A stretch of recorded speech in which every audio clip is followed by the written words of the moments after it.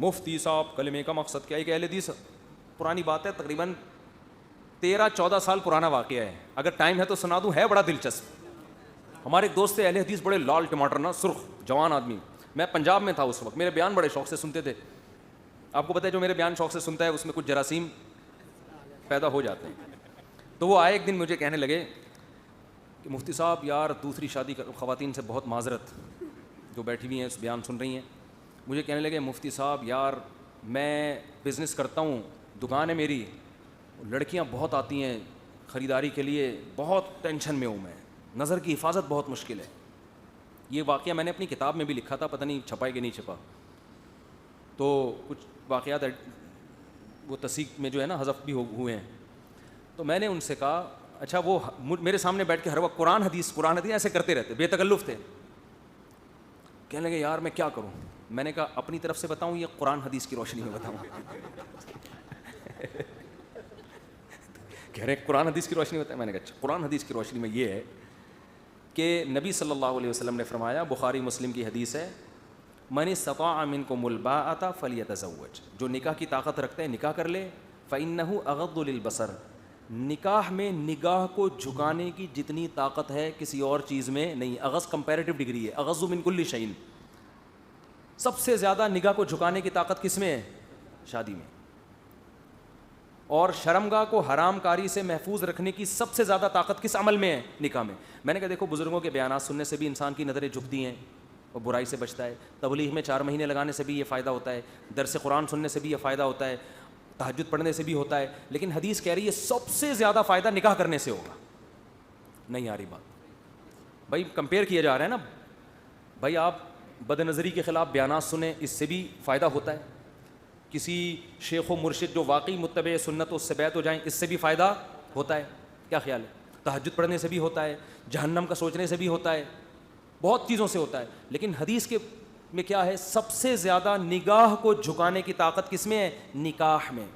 اور میں نے کہا اس کی ایک عقلی لاجک بھی ہے، بھائی بھوک کا سب سے بہتر علاج ہے روٹی کھا لو۔ کیا خیال ہے؟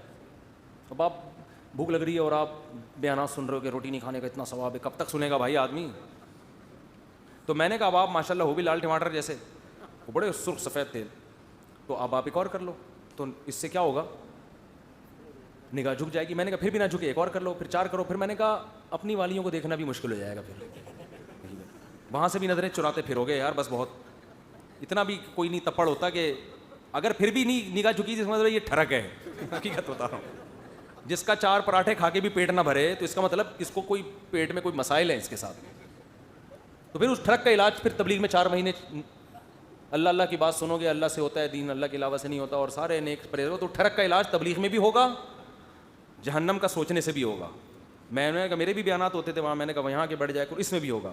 لیکن یہ جو آپ میں جسمانی قوت ہے نا، یہ جو لال لال یہ جو ایسے پھولے ہوئے تھے نا ان کے گال، وہ گوجرانوالا کے تھے، وہ گوجرانوالا تو صبح صبح آپ کو پتہ ہے، پتہ نہیں بھینسیں اینٹوں پہ کھڑی ہوتی ہیں وہاں پہ، سارے پائے تو وہ گوجرانوالے والے لوگ کھا جاتے ہیں۔ ایک صاحب نے کہا اتنے پائے گوجرانوالا میں کھائے جاتے ہیں، ہم جب گئے نا گوجرانوالا، میرا کئی سال پہلے دورہ ہوا تھا بیانات کا، تو ہر جگہ پائے، ہر وقت پائے۔ ہم تو کراچی والے یوں تھوڑا سا یوں ڈبویا اور پھر 3 دفعہ سوچا کہ ہضم بھی ہوگا، یوں کھایا، وہ ہم نے ان کو دیکھا وہ پیالے بھر بھر کے پی رہے ہیں، تو اتنے پائے کہ ہمارے ایک دوست نے کہا بھائی بھینسیں کیا اینٹوں پہ کھڑی ہوتی ہیں یہاں پہ؟ سارے پائے تو یہ کھا جاتے ہیں، تو اتنے لال سرخ ماشاءاللہ۔ تو میں نے کہا یہ تو آپ کی صحت ہے۔ اب میں نے کہا یہ تو حدیث ہے، اور اس کا فائدہ کیا ہوگا؟ آپ کو اللہ نے یہ صحت دی ہے، اس کا فائدہ ہوگا، اور پیسہ بھی دیا ہے، بڑے بزنس مین تھے۔ میں نے کہا فائدہ یہ ہوگا اس بہانے 3 عورتوں کا بھی، وہ بھی برائی سے بچ جائیں گی مزید، اور ان کو بھی گھر مل جائے گا، ان کی بھی کفالت کا انتظام ہو جائے، تو بیوہ سے، طلاق یافتہ سے، کسی بھی جو بھی آپ کو مناسب رشتہ ملے کر لو شادی۔ میں نے کہا حدیث میں تو یہی ہے۔ ایک دم نہ سر پکڑ کے بیٹھ گئے، کہہ رہے بھائی یار یہ تو بہت مشکل ہے، وہ میرے سالے بھی پیٹیں گے پکڑ کے، بیگم بھی مارے گی، اور کھانا بند کراؤ گے، نہیں یہ نہیں ہوتا، دوسرا بتاؤ۔ میں نے کہا چلو ایک اور حل بتاتا ہوں، وہ بھی حدیث میں ہے۔ حدیث میں آتا ہے جس میں یہ تپڑ نہ ہو نا، نکاح کا دم نہ ہو، من لم یستطع، جس میں استطاعت نہیں ہے، فعلیہ بالصوم، یہ نہیں ہے فلیصم، روزے رکھے، نہ نہ نہ نہ۔ میں نے کہا حدیث میں یہ نہیں ہے فلیصم، بخاری مسلم کی حدیث ہے کہ روزے رکھے، نہ نہ نہ، روزے رکھنے سے تو خواہش اور بڑھتی ہے، کم نہیں ہوتی، کیونکہ روزہ ایک عبادت ہے نا، روحانیت، ذہن میں لطافت پیدا ہوتی ہے اس سے، تو اس سے تو حدیث میں آتا ہے علیہ علی ضرر کے لیے آتا ہے, کثرت سے اتنے روزے رکھے کہ صحت کو نقصان ہونا شروع ہو جائے. میں نے کہا جو پائے ہیں نا اور پراٹھے اور یہ پائے اور کھجی کے پائے اور سجی کے پتہ نہیں کون کون سے پائے ہوگی کس میں وہاں پہ کھجی پھجی پتہ نہیں کیا کیا بٹیر چل رہے ہیں, چڑے چل رہے ہیں. میں نے کہا یہ زور ٹوٹے گا, اتنی کثرت سے روزے رکھو کہ یہ پائے نکل جائیں آپ کے سارے, آپ کے اپنے پایوں میں دم. یہ تو میں آپ سے کہہ رہا ہوں, اتنی ڈیٹیل میں ان سے نہیں کہا تھا. میں نے کہا آپ کے اپنے پائے کسی کے کھانے کے قابل نہ رہیں, اتنی کثرت سے روزے رکھو لگاتار. میں نے کہا 40 روزوں کی نیت کر لو, کل سے 40 روزے.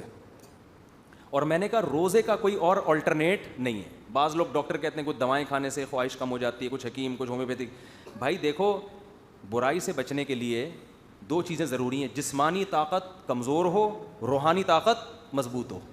دواؤں سے جسمانی کم تو ہو جاتی ہے, روحانی نہیں بڑھتی. کثرت سے روزوں کا یہ فائدہ ہوگا کہ جسمانی طاقت کمزور ہوگی, روحانی طاقت بڑھے گی. اور عبادت بھی تو ہو رہی ہے نا ساتھ ساتھ, جو گناہ سے روک رہی ہے آپ کو. اس لیے روزے کا کوئی آلٹرنیٹ نہیں ہے. کہنے لگا اچھا 40 روزے رکھوں گا پھر کیا ہوگا. آگے بات ہے دلچسپ, قرآن حدیث کی روشنی میں. ان کو میں بار بار چھیڑ بھی رہا تھا. کہتے ہیں پھر کیا ہوگا. میں نے کہا پھر جب 40 روزے رکھنے کے بعد آپ نتھر جاؤ گے, آپ تھوڑے کم ہو جاؤ گے. لوگ کہیں گے آپ پورے کہاں ہیں, باقی کہاں ہیں آپ. یعنی جب آپ کسی سے ملنے جاؤ گے نا تو لوگ کہیں گے آپ تھوڑے سے آئے ہیں, باقی کہاں رہ گئے آپ. یہ حالت جب آپ کی ہو جائے گی, میں نے کہا پھر آپ دوبارہ کھانا پینا شروع کرو گے.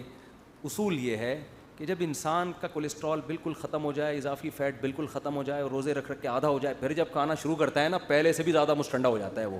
کیونکہ روزے سے نتیجے کے لحاظ سے صحت بنتی ہے, خراب نہیں ہوتی. روزے سے وقتی طور پر تو آپ کمزور ہوگے, لیکن حقیقت میں پہلے سے زیادہ صحت مند ہو جاؤ گے. کہنے پھر یہ کوئی حل تو نہ ہوا. میں نے کہا واقعی یہ حل نہیں ہے.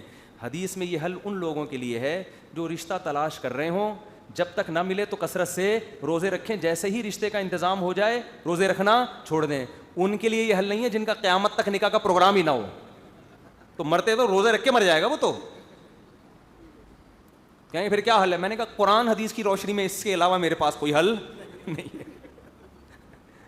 کہہ رہے یہ نہیں ہو سکتا بھائی مجھ سے. میں نے کہا پھر بس نظر کی حفاظت کرو بھائی, برائی حلال نہیں ہوگی.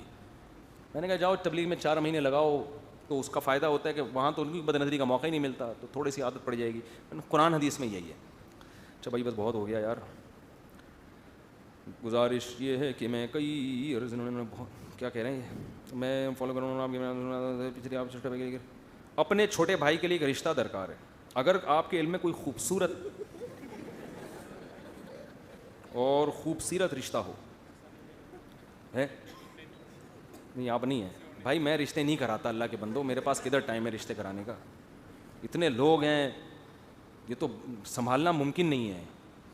تو فون اٹھاتا ہوں نا کہ ہر دوسرے دن کوئی خاتون میری بچی کے لیے کوئی رشتہ بتا دیں. بھائی اتنے لوگ, اتنی عورتیں ہیں, اتنی لڑکیاں, کس کس کے رشتے کرائیں. اور پھر اب یہ لڑکے بھی پھر شروع ہو جاتے ہیں, پھر ہم نے لڑکوں کا پتہ نہیں ہوتا یہ ہے سالہ کون, سالہ نہیں کہنا چاہیے استغفر اللہ, یہ ہے کون. ہم اپنی ذمہ داری پہ کسی کو رشتہ بتائیں, بعد میں وہ پتہ نہیں کیا نکلے, تو ہم بیان چھوڑ کے وہ مسائل میں ہی حل کرتے رہیں گے. تو یہ بھائی یہ شادی دفتروں سے رابطہ کرو, وہ لوگ فیس لیتے ہیں.